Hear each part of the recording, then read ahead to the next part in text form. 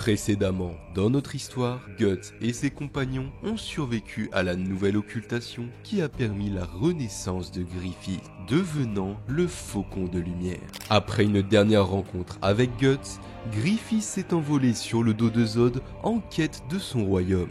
Notre héros, lui, a vu le seul lieu le protégeant des esprits détruit par son combat contre Zod. Ayant à présent décidé de rester avec Casca, Guts entame un périple en direction de l'île aux elfes, un endroit magique où les esprits maléfiques ne peuvent les tourmenter. C'est donc vers cet objectif que notre héros décide de partir avec Casca. C'est sous un ciel enneigé avec les doigts jolis que Guts dit au revoir à Rickert, qui s'est finalement résolu à rester avec Erika. Entamant un long voyage, notre héros est décidé à ne plus jamais laisser Casca derrière lui. Il part donc avec elle, sous les flocons, l'emmitouflant dans sa cape pour la protéger du froid. Au même moment, dans le Midland, la guerre contre les Kushan fait rage. Dans une odeur d'acier et de mort, le peuple a été réduit en esclavage et attend désespérément le retour du faucon pour les sauver. La jeune fille, l'ayant vu dans un présage, est certaine qu'il va bientôt venir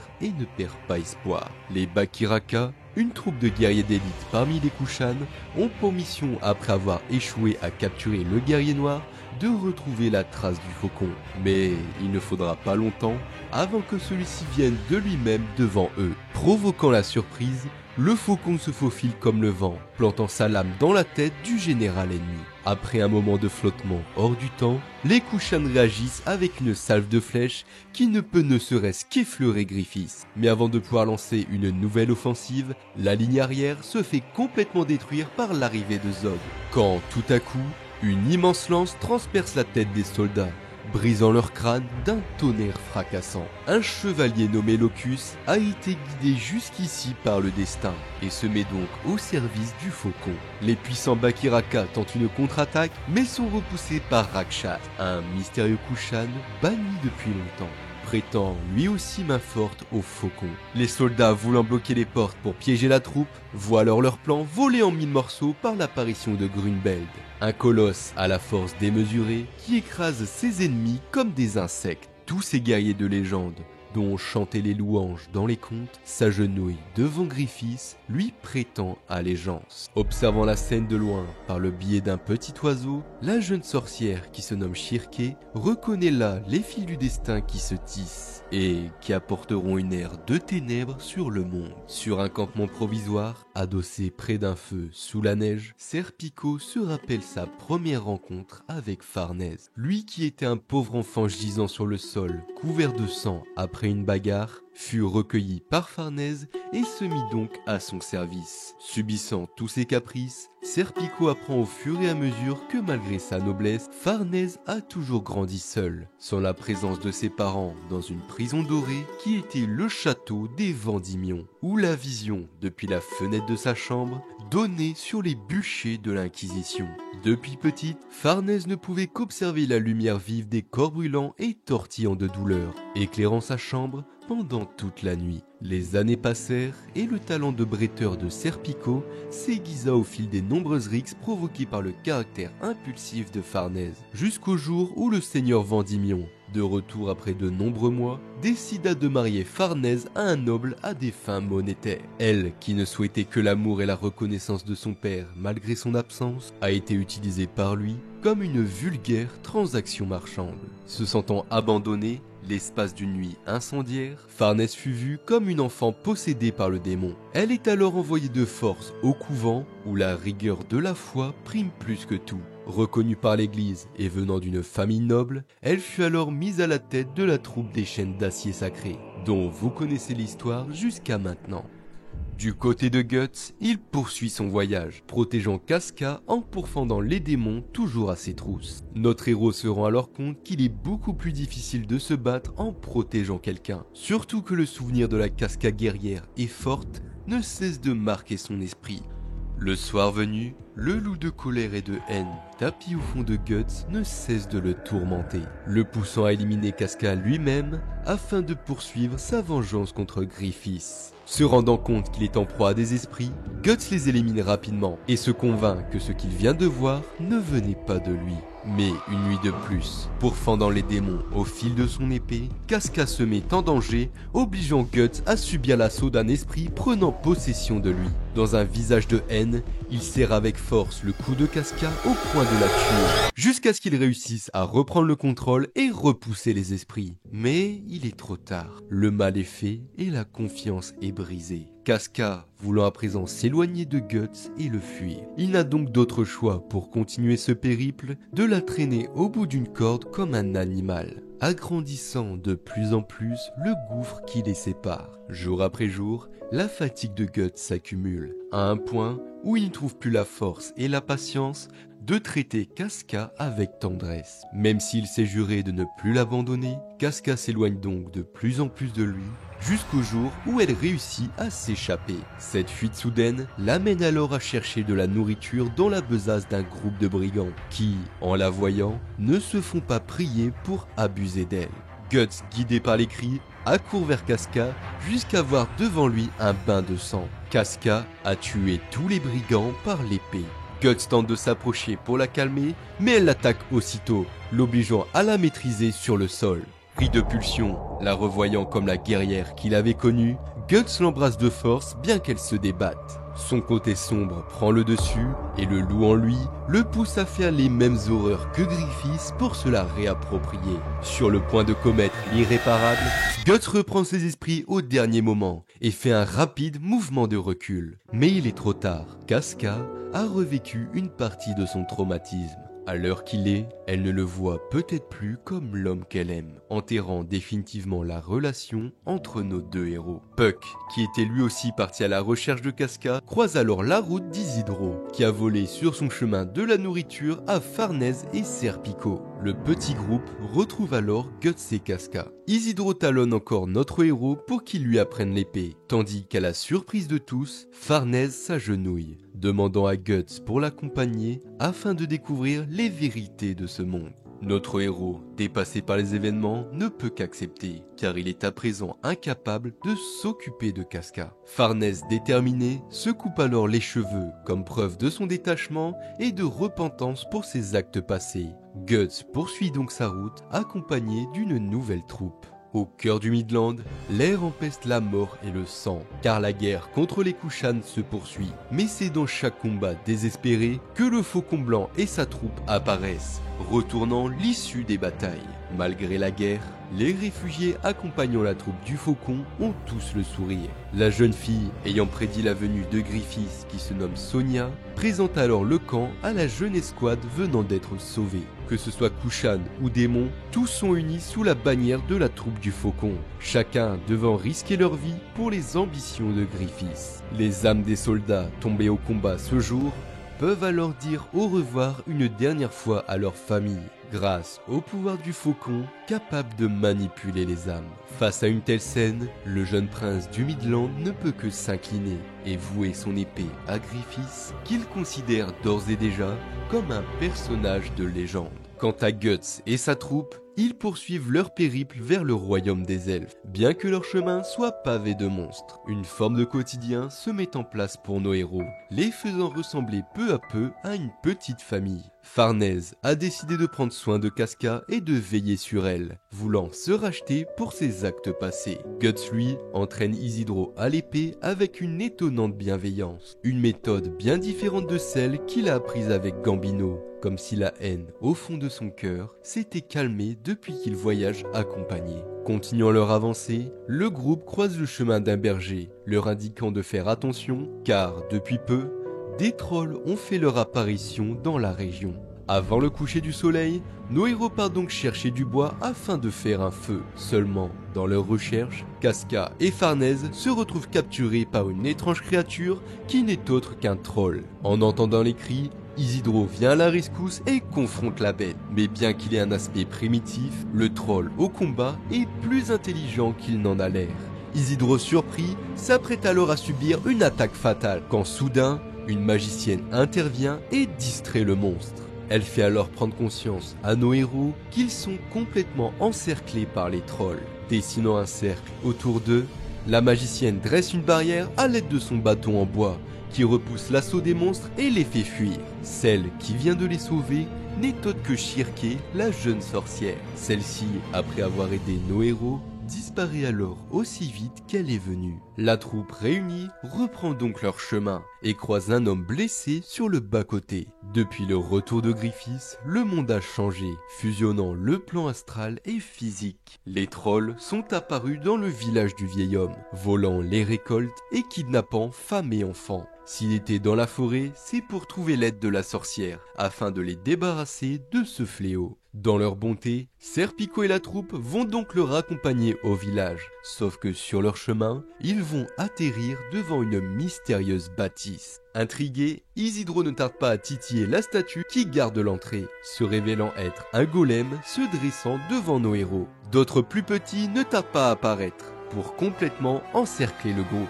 Malgré les attaques tranchantes de la Dragon Slayer, les golems se régénèrent à chaque fois et semblent complètement immortels. Seulement la troupe trouve le cœur des golems qui les rend invulnérables et commence à les éradiquer, jusqu'à ce que les monstres se fichent bizarrement en un instant. Shirke apparaît alors devant nos héros, les informant que sa maîtresse souhaite les rencontrer. En pénétrant dans l'étrange demeure, Guts et les autres se retrouvent face à la sorcière Flora, qui semble déjà les connaître, ayant été avertie de leur venue par un ancien ami à elle. Bien que le vieil homme implore son aide pour les trolls, celle-ci ne peut pas l'aider. Et cela tout simplement car son heure est bientôt arrivée. À sa place, ce sera Shirke qui s'en occupera comme première mission. Flora demande donc l'aide de nos héros pour l'accompagner dans cette quête. En échange, elle donnera à Guts et Casca des amulettes capables d'affaiblir la marque des sacrifiés et repousser les esprits. Ce qui signifierait pour nos héros d'enfin pouvoir se reposer la nuit. Guts accepte donc le marché et Flora les invite à rester dormir ici cette nuit, car elle a dressé une barrière magique repoussant les esprits. Profitant de ce rare moment de calme après un bon repas, Guts demande à Flora comment utiliser la Béélite pour appeler les God End. Malheureusement, on apprend que l'objet ne peut s'activer qu'en possession de quelqu'un destiné à un moment précis. Il n'y a que les fils du destin qui peuvent faire en sorte d'éveiller ce mystérieux objet. Le soir, en prévision de leur mission, Shirke applique des runes temporaires pour éloigner les esprits de nos héros et a de nouveaux équipements à leur donner. Serpico reçoit une cape et un plumeau enchantés par l'esprit du vent, lui permettant de flotter et d'attaquer à distance. Isidro, lui, obtient une dague avec l'esprit du feu, capable de consumer totalement un ennemi en une blessure, tandis que Farnèse et Casca ont eu des côtes de mailles en argent ainsi qu'une dague, les protégeant des créatures du monde astral. Quant à Guts, Shirke a prévu une hache enchantée pour lui, mais notre héros préfère rester avec sa bonne vieille Dragon Slayer qui a plus d'une fois fait ses preuves. Le lendemain, le départ de mission est venu pour nos héros, qui prennent la route en direction du village. Pendant ce temps, Flora reçoit la visite de son ancien ami qui l'a averti de l'arrivée du groupe, qui n'est autre que le chevalier squelette. Une fois au village, l'arrivée de Shirke en tant que sorcière ne passe pas inaperçue, surtout devant le prêtre refusant l'aide d'une hérétique pour combattre les trolls. Mais rapidement, la situation dégénère quand les gardes sonnent l'alarme annonçant l'arrivée d'une armée de trolls. Les habitants courent donc pour se réfugier dans l'église, donnant l'occasion à Serpico d'essayer sa nouvelle lame contre les monstres. En un geste, des courants d'air parcourent le corps des trolls, les découpant en un instant. Seulement, ça ne suffit pas à ralentir les créatures, qui n'hésitent pas à s'en prendre à leurs congénères tombés au combat en dévorant leurs entrailles.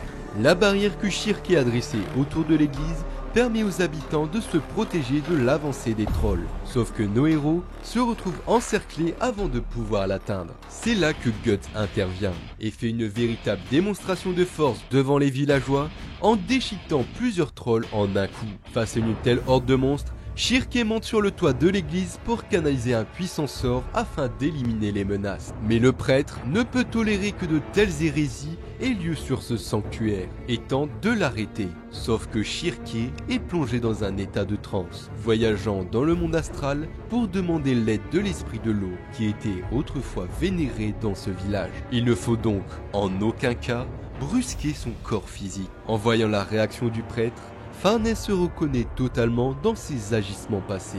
Même si Shirke tente de les sauver, le prêtre voit ce fléau des trolls comme une punition divine, auquel il ne faut pas intervenir. Cependant, Les trolls gagnent de plus en plus du terrain et arrivent même à s'infiltrer à l'intérieur de l'église. Face à ce débordement, Guts compte garder l'entrée seul pendant que Isidro et Serpico partent secourir les habitants. Farnèse, elle, n'hésite pas à prendre les armes contre les trolls pour protéger Casca. Au moment fatidique, Shirké parvient à se concentrer avec les éléments du plan astral et une éblouissante lumière vient consumer tous les trolls qui se trouvent dans l'église. Cette lumière apparaît donc comme une barrière infranchissable, du moins jusqu'à ce que des tremblements se fassent entendre, révélant les lourds pas d'un immense ogre apparaissant dans le village. Même s'il ne peut franchir la barrière de Shirké, il peut toujours attaquer les habitants en lançant des objets physiques. Guts va donc devoir s'en occuper. Ayant à présent l'habitude de se battre contre des monstres, il ne perd pas de temps avant de trancher un bras à l'imposante créature. Seulement, l'arrivée de la pluie donne lieu à l'apparition d'un Kelpie, une créature aquatique mythologique attaquant aussitôt notre héros. Serpico, à l'aide de son plumeau, vient donc en aide à Guts, mais se retrouve rapidement pris de court par les pouvoirs du Kelpie.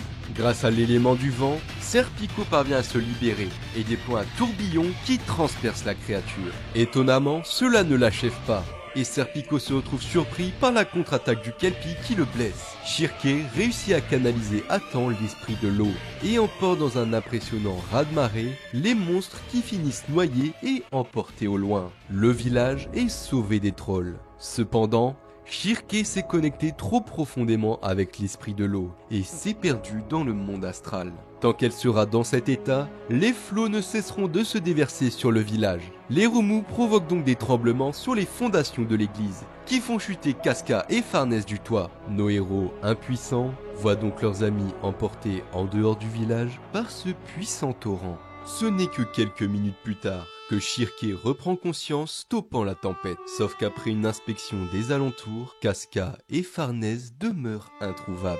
Shirké s'en veut alors énormément de ne pas avoir réussi à contrôler ce pouvoir. Mais Guts la rassure en lui disant qu'elle a réalisé un exploit avec sa magie, en changeant le cours de cette bataille. Les villageois, heureux d'être sauvés, la félicitent alors. Et même le prêtre, après cet événement, accepte de dresser un autel à l'esprit de l'eau qui les a protégés. Nos héros continuent donc leur recherche de Casca et Farnèse jusqu'à ce que Shirké retrouve leur piste. Seulement, bien qu'elles soient saines et sauves, elles sont loin d'être hors de danger, car les trolls les ont capturées et les emmènent dans leur sinistre tanière. Malheureusement, avec ses blessures du combat précédent, Serpico ne pourra pas venir avec nos héros. Il confie donc le sauvetage de Farnèse à Guts. Plus nos héros s'approchent de la tanière, plus ils s'enfoncent dans les ténèbres, à l'intérieur du Qliphoth, une partie du monde astral ayant fusionné avec le réel. Au seuil du repère des trolls, Shirké parvient finalement à entrer en contact avec Farnèse, qui s'est réveillée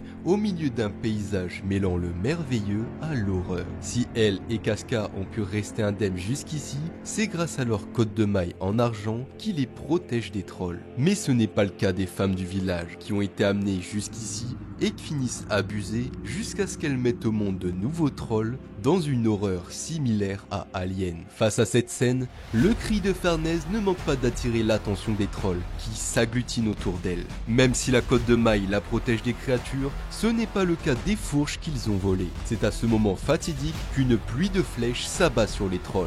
Guts vient d'arriver. Il confie donc la sécurité de Casca et des villageois à ses amis. À présent seul, face à une centaine de trolls, notre héros laisse libre cours à sa rage et sa soif de combat, en n'ayant pour la première fois depuis longtemps personne à protéger. C'est dans une frénésie meurtrière, causant une pluie de sang, que Guts renoue avec sa haine la plus profonde. Sauf que tout à coup, sa marque s'active. Dans les tripes des trolls gisant sur le sol, une silhouette commence à se former, celle de Slann, l'une des 5 God-N lui ayant fait vivre l'enfer. Plongeant dans une aveugle colère, Guts fonce pour l'attaquer mais se retrouve gravement blessé et maîtrisé face à l'incarnation de cette divinité. Celle-ci ne tarde pas à inciter Guts à faire aussi un sacrifice pour les rejoindre, pour se rapprocher encore plus de Griffiths. Mais c'est là qu'intervient le chevalier squelette. Malgré une armée d'ogres qui se dresse face à lui, le chevalier se ferait un chemin avec son épée, ce qui laisse le temps à Guts de reprendre ses esprits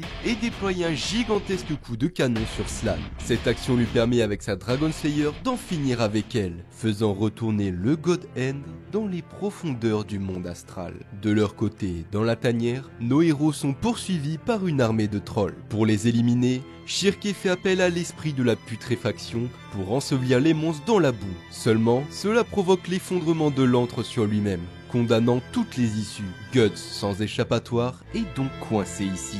Mais le chevalier squelette a une solution. Il déploie son épée, qu'il a fusionnée avec toutes les baies élites qu'il a récupérées, formant le glaive des eaux hurlants. Même s'il ne comptait l'utiliser que pour pourfendre les God End, le chevalier squelette avec ce nouveau pouvoir peut sauter entre les dimensions.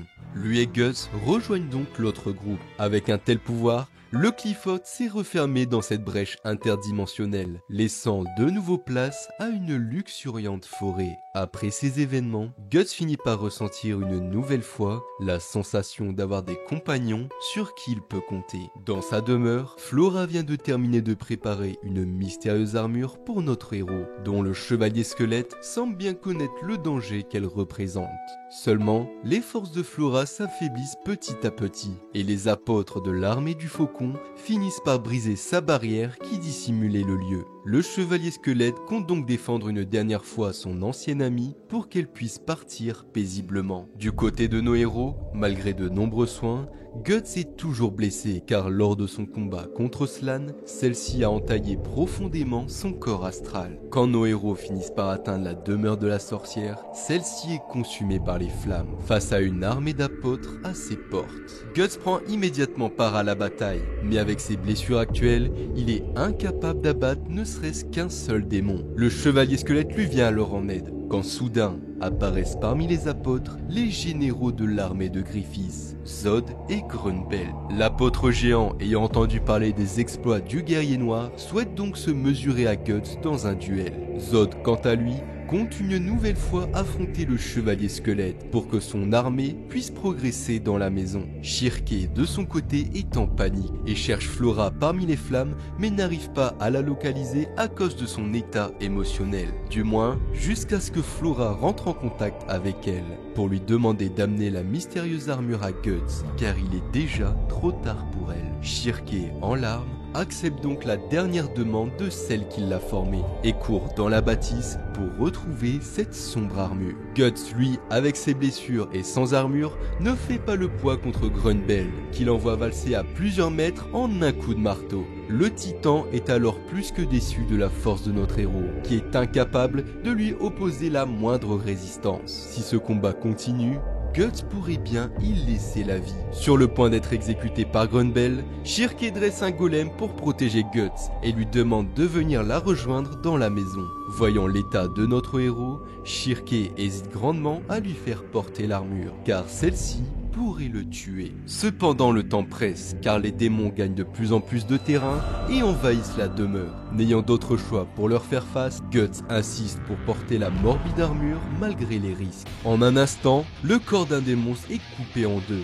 Grunbeld voit alors apparaître devant lui le guerrier noir avec sa sinistre armure à tête de squelette, qui, comme un animal, bondit pour porter des coups brutaux et incisifs. En voyant cette armure maudite, lui rappelant un lointain passé, Zod reconnaît là la même voie qu'avait emprunté le chevalier squelette quand il était encore humain. À l'intérieur, Guts ne ressent plus aucune douleur et sa soif de sang est décuplée, prenant le contrôle total, jusqu'à ce que l'armure adopte l'apparence d'un loup métallique.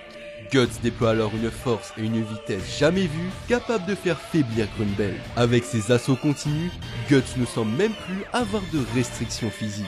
Seulement, ses habiletés ont un coût. Bien qu'il ne les sente plus, les blessures de notre héros sont bien présentes et s'aggravent de plus en plus à chaque mouvement. Si Guts continue de se battre avec une telle intensité, il risque d'y laisser la vie. Un véritable flot de sang ne cesse de déborder de l'armure, mais Guts continue le combat avec une agilité impressionnante, réussissant à entailler l'épaisse armure de Grunbeld. L'apôtre, face à un tel adversaire, montre donc sa véritable forme légendaire, qui est celle d'un immense dragon de cristal. Surpris par la contre-attaque, Guts subit un violent coup qui lui brise les côtes et retourne la plupart de ses membres. Seulement, l'armure les replace et enfonce de plus en plus ses pics dans sa chair et ses os pour qu'il continue le combat. À ce moment-là, Guts n'a plus rien d'un humain. Mais si Flora a confié à Shirke cette dernière mission, c'est parce qu'elle est persuadée qu'elle va réussir à aider Guts à maîtriser ce pouvoir. La jeune sorcière plonge donc dans le monde astral pour rentrer en contact avec notre héros, mais se retrouve face à un avatar de haine et de colère se consumant lui-même. En s'enfonçant plus profondément dans ce monstre de flamme, elle voit des bribes du passé de Guts, jusqu'à arriver au moment de l'éclipse, où Shirke perd le contrôle et se retrouve emporté dans un torrent de ténèbres. Heureusement, la protection qu'avait dressée Flora quelques jours avant a protégé ce qu'il reste de raison à Guts. Possédé par l'armure, aveuglé par la haine et la colère, notre héros ne pense qu'au combat et à la destruction. Cependant, en lui rappelant qui il est et pourquoi il se bat, Shirke parvient à faire revenir Guts à la raison. En un instant, notre héros bondit pour protéger ses amis d'un apôtre, révélant un visage rassuré d'avoir pu protéger ceux à qui il tient. Seulement, Grumble n'a pas dit son dernier mot et compte bien poursuivre le combat. Quand soudain, Flora apparaît sous sa forme astrale, en un géant de flammes, stoppant l'avancée des apôtres afin que nos héros puissent fuir. C'est dans ce dernier acte, avant de définitivement disparaître, que Flora fait ses adieux à sa disciple, qui quitte cette forêt qui l'a vu grandir et lui rappelle de bons souvenirs. Quelques jours plus tard, au Midland, la capitale de Windham, qui fut autrefois si grande et prospère, ressemble à présent à une ville fantôme cachée sous un épais brouillard. En effet, depuis que les Kushan ont pris la possession des lieux, tous les hommes ont été exécutés et les femmes enfermées dans une tour afin de servir en sacrifice. Le duc Raban mène donc en secret la résistance avec l'ancien conseiller du roi pour sauver la princesse Charlotte, qui demeure toujours prisonnière au sommet de la tour. Seulement, le danger rôde partout dans la ville, avec des guerriers Kushan, mi-hommes, mi-bêtes, qui semblent venir tout droit d'un autre monde. Bien qu'étant un apôtre, le chef des Kushan est bien décidé à ne pas se soumettre au faucon, étant considéré comme une divinité. Il compte donc bien lui tenir tête, quitte à combattre la destinée elle-même. Après tout, que pourrait bien craindre l'empereur du plus grand territoire de cette planète? Le lendemain, une escouade de la troupe du Faucon, menée par Locus, fait une percée dans l'enceinte de la ville, jusqu'à arriver face à l'empereur Ganishka, qui semble convoiter la place du Faucon. Se livre alors une terrible bataille entre démons, avec Locus et son escouade qui revêtent leur véritable apparence d'apôtres. Dans ce chaos total, Ganishka prend part au combat dans une forme semblable à un djinn de foudre gigantesque. Seulement, cette bataille ne sert que de distraction pour que Griffiths puisse retrouver la princesse au sommet de la tour afin de la faire s'échapper. Locus sonne alors la retraite et Ganishka prend conscience de la supercherie. Griffiths a libéré la princesse et s'est enfui avec elle par les airs grâce à Zod.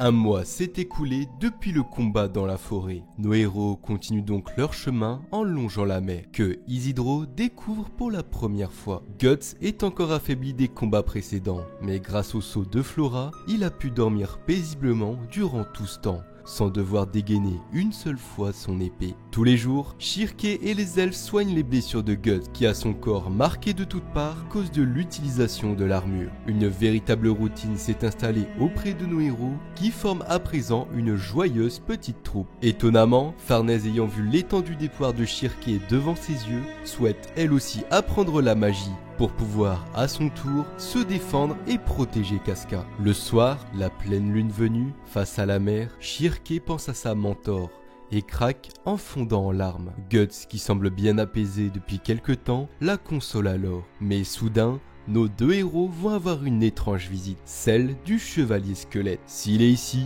c'est pour mettre en garde Guts sur l'armure du berserker, qui pourrait à terme lui enlever toute humanité. Et s'il la connaît si bien, c'est parce que c'était lui l'ancien propriétaire. Le chevalier et Flora étaient amis depuis des temps immémoriaux. Et si le faucon s'est mis à les traquer, c'est parce que ce sont comme lui des êtres hors du temps, et les seuls à réellement pouvoir lui porter atteinte. Comme un oiseau de malheur, le cavalier prévient Guts que son chemin croisera bientôt celui du faucon. Bien que la haine s'empare de son esprit un instant déclenchant l'armure, Shirke parvient à le calmer à temps. Le squelette fait alors part à nos héros que le roi du pays des elfes vers lequel il se dirige aurait sûrement le pouvoir de rendre la raison à Casca. Pour la première fois depuis longtemps, le visage de Guts est empli de joie et d'espoir. Cependant, il se pourrait que si Casca retrouve la raison, elle ne pourrait pas vouloir la même chose que lui. Justement, Casca se promenant au bord de mer tombe sur un étrange enfant seul. Instinctivement, elle en prend soin et le protège du froid. Une fois amenée dans la cabane, elle s'en occupe comme une véritable mère, bien que l'enfant semble grandement intrigué par Guts. Par ailleurs, celui-ci ne tardera pas à lui grimper dans le dos avant d'être attrapé de justesse d'une chute par les deux parents, qui ressemblent à une véritable petite famille. À l'heure du coucher, l'enfant s'endort paisiblement blotti contre Casca, ce qui rappelle à Guts son enfant maudit. Mais la paix qui régnait depuis un moment chez nos héros va vite être chamboulée quand le brouillard se lève. Soudainement, une horde de crocodiles mi-hommes mi-bêtes viennent pour les éliminer. Bien qu'encore un peu blessé, Guts insiste pour combattre afin de réveiller ses sens de combattant endormis par cette période de paix. Sans surprise, il n'a pas perdu la main et en un coup d'épée, il se débarrasse des monstres. Ce combat lui permet aussi d'entraîner son esprit à résister à l'appel de l'armure. Shirke, en dressant une barrière pour protéger nos héros, comprend que ces créatures sont des invocations faites par des sorciers et fait remonter Serpico jusqu'à eux qui les éliminent. Une énorme menace bien plus puissante s'avance sur nos héros. Un puissant sorcier se trouvant loin en mer manipule cette terrifiante créature. Guts n'a d'autre choix que de le confronter, mais bien qu'il lui tienne tête un moment, l'appel de l'armure le déconcentre et il se retrouve violemment projeté par le monstre. La bête avançant vers ses amis et notre héros ayant du mal à se relever, il n'a d'autre choix que de revêtir complètement l'armure maudite. Sous sa forme berserker, il élimine le monstre en quelques coups et use d'acrobaties impressionnantes pour achever tous les crocodiles autour. Seulement, plongé dans une furie sanguinaire, Guts ne distingue plus ses amis des ennemis et sa soif de combat le fait foncer sur nos héros. Heureusement, il est stoppé par un petit être de lumière et Shirke parvient à le sortir des ténèbres. Guts se défait donc de l'emprise de l'armure avant de commettre l'irréparable, frustré d'avoir perdu le contrôle une nouvelle fois, comme l'avait prédit le chevalier squelette. Toutefois, Shirke le rassure, car si la petite troupe est encore en vie, c'est grâce à lui, bien que Serpico soit soucieux de ce qui vient de se passer. Durant ce combat, l'enfant a mystérieusement disparu, et même Shirke est incapable de le détecter. Par un coup du sort, nos héros se sont retrouvés face à une nouvelle offensive Kushan qui ont envahi la côte grâce à ces créatures afin de se préparer à la guerre. Là où nos héros se dirigent, une terrible bataille se prépare.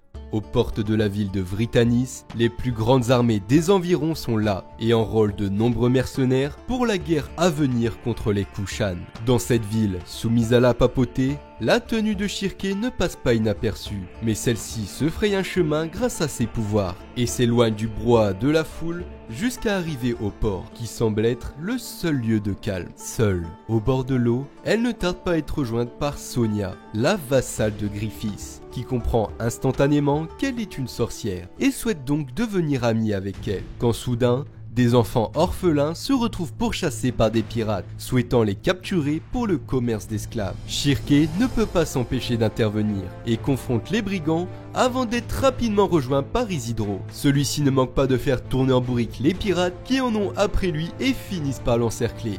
Mais Isidro se fait rapidement sauver par le jeune chevalier nommé Mule, chargé de la protection de Sonia, n'hésitant pas à tuer ses opposants. Le capitaine des matelots fait donc son apparition, prêt à venger ses hommes. Un terrible duel s'engage entre lui et le jeune chevalier, qui prend l'avantage sur la terre ferme. Cependant, quand le combat se poursuit sur une barque, l'épéiste est déstabilisé et perd en un instant. Heureusement, Isidro vient lui prêter main forte, mais son manque d'expérience au combat lui vaut aussi une défaite. Tout ce remue-ménage réveille Azad, l'ancien vice-commandant des chaînes d'acier sacré qui dormait sur une des barques. Avec sa masse, il se débarrasse des pirates en un rien de temps qui tombent à l'eau. Et en utilisant ses pouvoirs, Shirke fait quitter incognito la ville aux orphelins. Sonia compte donc les emmener auprès de la troupe du Faucon et propose à Shirke de la rejoindre. Bien que celle-ci hésite, ses doutes s'estompent quand elle aperçoit Guts, qui veillait sur eux depuis le début. Il se pourrait bien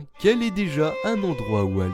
Bien que déçue de la réponse, Sonia conseille à Shirke de quitter la ville rapidement, lui faisant apercevoir une de ses terribles visions. Le lendemain, Farnèse commence à apprendre les bases de la magie. Mais nos héros demeurent bloqués dans cette ville car tous les bateaux ont été réquisitionnés pour la guerre. Farnèse a alors une idée en tête pour en trouver un. Accompagnée de Serpico, elle se rend au palais des Vendimions pour demander à son père un bateau. Mais une fois face à lui, elle demeure muette face à son autorité et le dédain qu'il a pour elle, la condamnant à rester ici. De retour dans cette prison dorée remplie de domestiques à son service, Farnèse ne peut se résoudre à se séparer de la côte de maille et de la dague offerte par Shirke. Cet événement lui permet de converser un peu avec son frère nommé Magnifico, qui pourrait bel et bien lui trouver un bateau en échange d'une mystérieuse faveur. Dans leur auberge, nos héros voient le retour de Serpico seul, annonçant que tout est arrangé pour le bateau,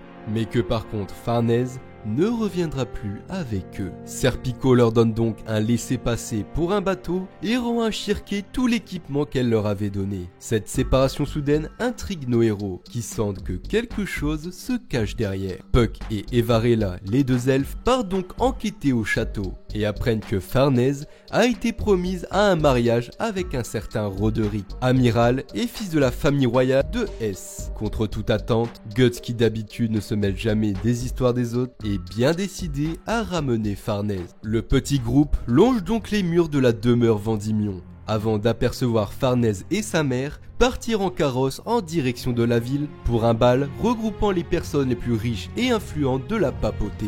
Nos héros suivent donc le même chemin et grâce au pouvoir de Shirke, passent les gardes sans aucun grabuge. Cependant, un brouillard épais commence à prendre forme au sein de l'établissement. Dans la cour, un monstrueux tigre s'occupe des gardes avant de disparaître aussitôt dans la brume. Shirke parvient alors à contacter Serpico qui les attend dans une étrange pièce du palais aux multiples colonnes. Cependant, s'il est ici, c'est pour stopper la progression de nos héros et pour combattre Guts en duel. La disposition des lieux lui donne donc un avantage avec l'étroit espace entre les piliers, empêchant Guts de déployer pleinement la Dragon Slayer. Mais bien qu'encore affaibli, Guts n'hésite pas à trancher les piliers pour atteindre Serpico, qui use au mieux de son agilité pour mettre en difficulté notre héros. S'il s'oppose ainsi à Guts, c'est car il est effrayé par le pouvoir de l'armure, qui pourrait causer la mort de Farnèse sans qu'il ne puisse faire quoi que ce soit. Seulement, dans ce combat, Guts parvient à mettre en déroute Serpico sans jamais avoir à céder à l'appel de l'armure. Vaincu, le renard n'a d'autre choix que de faire confiance en la résilience mentale de Guts. Serpico se résigne donc à accompagner nos héros jusqu'à Farnèse avant que Shirke ne lui rende sa cape et son plumeau qu'elle avait apporté. D'autant plus que le temps presse, car avec la guerre à venir, les Kushan ont déjà envahi les lieux et comptent bientôt transformer cette ville en un champ de bataille. Dans la salle de bal, une fenêtre éclate tout à coup, laissant apparaître un tigre Kushan dévorant des nobles. Face à la créature, un vent de panique se déclenche et un véritable massacre commence. Voyant que c'est une créature du monde astral, Farnèse s'empare d'un chandelier en argent et crève un œil à la créature. Seulement, avec sa robe entravant ses mouvements, elle finit par chuter et devient la proie du monstre. In extremis, Serpico parvient à la sauver et laisse apparaître derrière lui Guts qui découpe le tigre en deux en un coup d'épée. Les nobles, pensant être sauvés, se réjouissent avant que d'autres créatures ne surgissent par les fenêtres. Shirke guide donc Serpico vers leur maître pendant que Guts terrasse les félins en un instant. Bien que les nobles aient été sauvés, ceux-ci voyant de la sorcellerie des mains de nos héros, se demandent quel châtiment ils devraient subir. Seulement, le père de Farnèse prend la parole, faisant passer tout ça pour des illusions créées par les Kushan. Sauf que tout à coup, le corps des créatures se consume, afin de laisser place au monstrueux visage de l'empereur Ganishka, annonçant le début de l'enfer à cette assemblée. Et cela ne manque pas, car le porc est déjà en proie aux flammes, laissant apparaître derrière lui une armée de créatures maléfiques prêtes à envahir la ville. Roderick, le fiancé de Farnèse, a fini son travail au Midland et accepte donc pour remercier nos héros de les amener sur l'île aux elfes à bord de son navire de guerre. Magnifico, pour s'éviter les foudres de son père, compte donc aussi accompagner la petite troupe. Au même moment, seul dans sa tente, décrépissant petit à petit, le pape dans son sommeil eut une révélation divine, celle du faucon venant lui tendre la main. Alors quand Sonia et Mule apparaissent pour le guider jusqu'à Griffiths, le pape ne peut qu'accepter en suivant la vision qu'il a eue. Au sein de Vritannis, la bataille contre les monstres fait rage. Nos héros, pour rejoindre le navire, n'ont d'autre choix que de rentrer dans la mêlée pour libérer le passage, jusqu'à ce qu'un titan surgisse. La créature qui avait donné tant de difficultés à Guts sur la plage est de retour. Voulant absolument garder le contrôle cette fois-ci, Guts se sert de son expérience du combat pour combattre avec stratégie. Le point faible du monstre étant son dos, il se laisse même charger volontairement pour pouvoir l'atteindre. Bien que l'appel de l'armure se fasse ressentir, notre héros maîtrise ses émotions et arrive au bout de la bête en utilisant son canon. Nos héros parviennent donc à se frayer un chemin jusqu'au port, mais c'est au même endroit que les hordes de démons déferlent, descendant par centaines des bateaux. Pas le choix, pour continuer par là, il faudra les éliminer. Shirke, bien que ce soit risqué, compte donc se connecter avec un terrifiant esprit infernal, qui est le seul disponible dans cette ville embrasée. Seulement la sorcière se fait vite repérer, et nos héros vont donc devoir la protéger des hordes d'ennemis qui se dirigent vers elle. Guts, à force de combattre contre des centaines de démons, perd petit à petit le contrôle sur l'armure. Heureusement, Shirke finit son incantation juste à temps. Une roue de flamme, que l'on dirait tout droit sortie des enfers, emporte tous les démons du port dans un feu incandescent. Avec un sort d'une telle puissance, Shirke ne pourra pas utiliser la magie avant un petit moment. Guts la prend donc sur son dos, et nos héros partent en direction du bateau. Mais alors qu'ils pensaient pouvoir souffler un peu, une horde de monstres titanesques surgit des océans leur faisant barrage. Cette fois-ci, Guts n'a d'autre choix que de revêtir l'armure. Mais Shirke, qui a essayé de l'en empêcher, a vu son esprit astral être enfermé avec Guts dans cette sinistre armure. Cette vidéo est à présent terminée. Merci d'avoir regardé jusqu'ici. Abonnez-vous, car la suite qui sera le grand final de la saga arrive très prochainement. Si d'ici là vous avez des questions sur Berserk, n'hésitez pas à les poser en commentaire, je ferai de mon mieux pour y répondre. Sur ce, je vous laisse et je vous dis à bientôt.